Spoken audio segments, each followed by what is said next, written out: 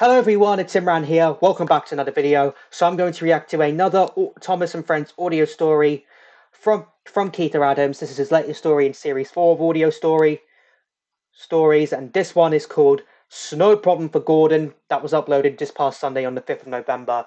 I do apologize for not reacting to the video on the day it was uploaded. I wanted to react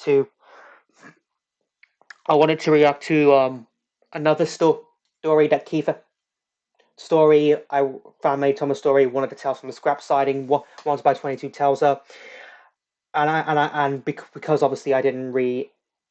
I don't think I did. Well, I didn't do any video uploads on Sunday. Well, I did, but it wasn't really the new audio story. So I'd set today as the day I reacted to a new audio story by Keitha. Now the last audio story that I reacted to. What was that last audio story that I reacted to by Keitha? I have to go off my video. It was the Halloween special. A Spook for Spencer it was. That was the last one. You do want to check my reaction to that out. I'll have it up in the top right corner of your screen. And oh boy, the engine in that one was actually kind of scary. It was all I'm going to say right there. But Snow Problem for Gordon. So this looks like it's going to be set during Series 5, set around the events of the Series 5 episode Snow, because we're going to see Gordon with that big machine he had at the end of Snow that obviously led to the snow falling on top of him. And yeah, I really wish we got more stories around Gordon's snowplow machine, but like I said, this fandom can make things that never happened in the TVS or RWS come true, and that's what we're going to have with this audio story right here. Not long till Christmas. We're definitely in winter now, as we've got our first winter-related theme story in the fandom, I think, this year, as far as I know. So yeah, first one in the run-up to Christmas as well. Links to the video I'm reacting to in the description down below as always. So without further ado, let's go ahead and get straight into this. Can't believe it's 8th of November and Christmas is only next month. It is. Where has this year gone? Snow Problem for Gordon. Written and told by Keitha Adams. Winter had come early to the island of Sodor, and with it came snow. And a lot had fallen over the last few days. Hey look, there's Thomas with Old Slow Coach right there, as yep, my video is recording. Thomas was puffing along his branch line with Old Slow Coach. Ooh. She had recently taken part in the wedding of Mrs. Kindly's daughter, and was enjoying a nice long run as Thomas took her to the big station. "Do you know what the engines will be doing for the winter?" she was asking. "I know what Gordon's going to be doing," chuckled Thomas. "He hates this time of year." "I thought Gordon would work well in the snow," said Old Slow Coach. "He does," confessed Thomas. Ooh. "But he really doesn't like being stuck or delayed. The express is important after all." "Of course," yep, sympathised Old Slow Coach. "I'm going to be useful," said Thomas. "Clear the tracks with my snowplow, and hopefully Gordon won't be teasing me about getting stuck again." But it was lucky for Thomas that one time he got stuck in the snow and Terence had to pull him out. That evening at Tidmouth Sheds, Gordon was very cross. "Why does the fat controller always pick on me?" he scowled.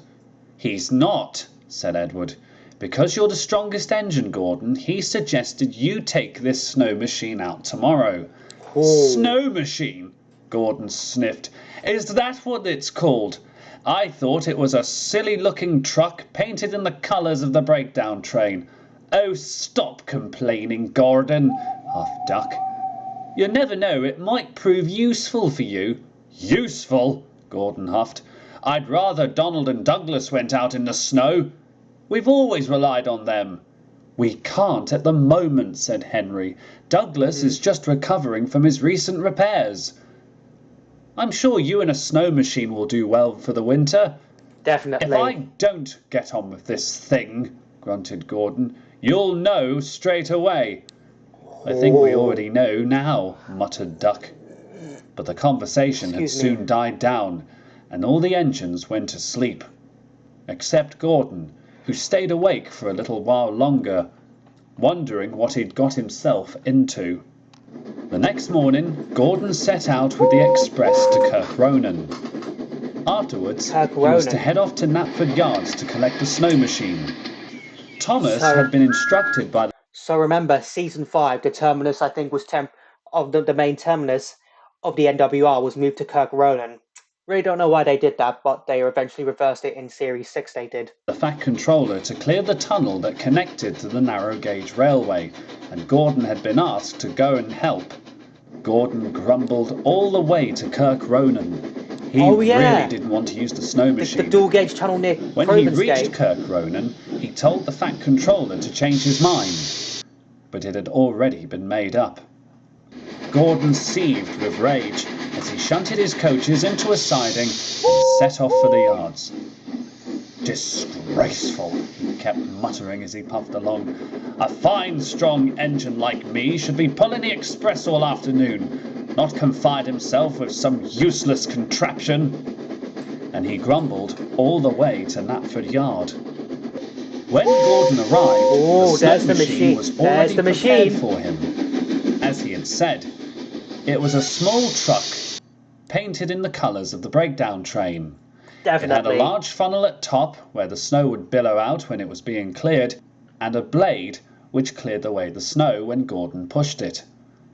This is going to be great fun, he muttered. Gordon He's actually going to like it. And prepared. Because remember, in snow, Gordon was actually enjoying it, but then obviously it came back to bite him as the snow fell on him. So I think he's definitely going to start enjoying it now. For the long journey to the tunnel where Thomas was working. At first, Gordon didn't enjoy the trip at all. The snow machine felt quite heavy at first, and Gordon struggled to push it through the mightiest of drifts. But soon, Gordon was able to pick up speed and started to enjoy himself. I say, he cried, this is actually great fun. Told you he'd enjoy it. Who needs Donald and Douglas when you've got this wonderful thing? And Gordon sailed down the snowy countryside, the snow machine working like magic all the way. A little up the line, James had gotten stuck in a drift. Ooh. He had delivered trucks of coal to the villagers and was making his way home when he got stuck. Typical, he grumbled. Gordon gets to swagger about with a snow machine, and I don't even get a plough. Stop complaining, James, said his driver. Help will come soon. Yeah, when I'm blue with icicles, James huffed. Oh, future reference to Jack Frost right sound there. Of puffing was heard in the distance. There's Gordon. James braced himself for the usual complaints of Gordon, but instead was showered from dome to wheel in snow. Oh. Spluttered James. Gordon! Sorry, little James, called Gordon as he sped by. Can't stop! This snow machine's on a mission! And Gordon thundered down the line as fast as he could, leaving James more snow-struck than ever. Gordon arrived at the tunnel just as Rusty, the little diesel, was telling Thomas about how Scar Loey had got caught up in an avalanche. Yep. Hey, look out, there's snow about, laughed Gordon. The contents of the snow machine sprayed all over Thomas, who was rather annoyed as he had just been dug free by the workmen. Gordon stopped at the mouth of the tunnel with the snow machine inside and wheeshed loudly, Uh-oh, here it comes. satisfied of the journey up.